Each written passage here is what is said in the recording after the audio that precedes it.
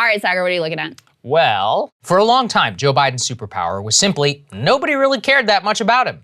When he ran for president and won, nearly 60% of the people who voted for him did so simply because his name was not Trump.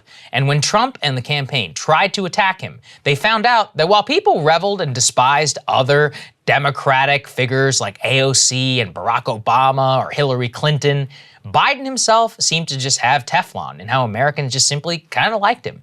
And in the early months of his presidency, this held fast as Trump and the Republican Party continued to run against culturally left forces, trying to tie Biden to them, but never really attacking him by name.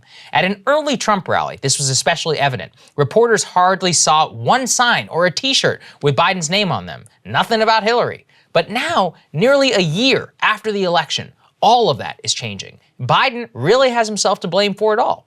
I've been fascinated over the last few weeks to see the Let's Go Brandon meme sweep across the country.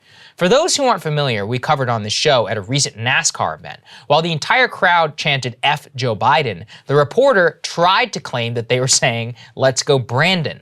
Now, the name of the racer who she happened to be interviewing at the time.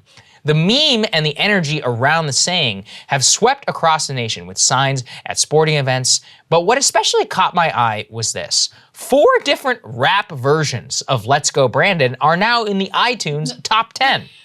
Now, you may not know this because it appears iTunes is the only place where you can even see the popularity of the songs after YouTube deleted the account of the original Let's Go Brandon song, and others have been working feverishly to quash it.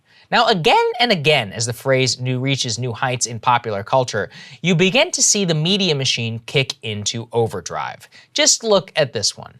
NPR did this very helpful explainer for its listeners saying, quote, no one is really cheering on a guy named Brandon. Instead, the phrase is being used in conservative circles in place of a more vulgar message directed at President Biden, with the obvious attempt at trying to censor the phrase and brand those who use it as bad people. Now look, things have reached new heights of hysteria after a Southwest Airlines pilot apparently signed off an announcement on a recent flight with Let's Go Brandon. Now look, personally, I think when you're a pilot and your job is flying different types of people around, you should probably leave your politics at home. But hey, whatever, it's a free country. But oh no, that wouldn't do. Immediately, the media machine, the Lincoln Project and others, journalists, they began tweeting about the pilot should lose his job. The Lincoln Project said, hey, Southwest Airlines, this isn't gonna fly. CNN's Asha Rapagana compared the pilot to one who was shouting a pledge to ISIS after flying. Yeah, that's the same.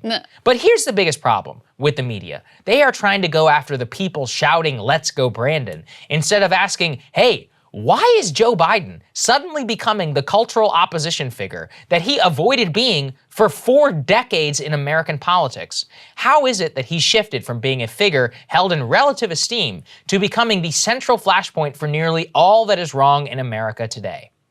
To me, Let's Go Brandon is encapsulated in these stats. 61% of latest respondents in Morning Consult polling said they agreed with the statement that the United States is on a seriously wrong track. That was 71% in the NBC poll that we covered today. Now, there's a variety of reasons for this. Inflation, gas prices, COVID deaths are still like 1,500 a day. But I think it's everything together and more. There's a general sense of malaise that we cannot get through this thing without ripping each other apart. That the country wasn't what it was, that the Biden doesn't seem to have a clue, that Biden's problem is that when he was elected and he barely won the presidency, he was all things to all people. Now that's great when you're running against someone like Trump, but it's actually terrible when pretty much all things begin to have negative indicators. We just had the slowest quarterly economic growth of the entire pandemic recovery.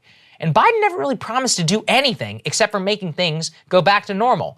Now, it's all he really stood for. So when you look around today and you still have to wear a mask on a plane and in much of public life, whenever you look around and you see the economy running into the ground, you see cultural tensions still at all-time high. You look at Washington, you see whatever the hell the latest, crap in the bill seems to be. Can you blame people for chanting, Let's Go Brandon? I mean, the biggest story in the country right now is just the sheer discontent everybody seems to be feeling. When Biden promised all things to all people, he's going to be blamed for all things by all people. He never, like Trump, defined himself as a figure that appealed on purpose to a select group of the country. And that very well could be his entire downfall. All eyes right now are on Glenn Youngkin's campaign in Virginia, where Joe Biden won the state by 10 points. Now, if Youngkin does win the election, it will be confirmation that Biden is following in the footsteps of the man he served as vice president under. A president who had great promise, but who screwed things up in the first year, unleashed a boon to the Republican Party, and who became culturally reviled and mostly impotent for the remainder of his days in office. Except this time, things are worse. Last time, Obama at least had Mitt Romney waiting for him in the wings. Today, there's Donald Trump, who under the worst conditions possible already came 44,000 votes away from winning the presidency. The Let's Go Brandon phenomenon could very well be the harbinger of Make America Great Again chants to come. And when and if they do, don't be surprised. Biden only has himself to blame.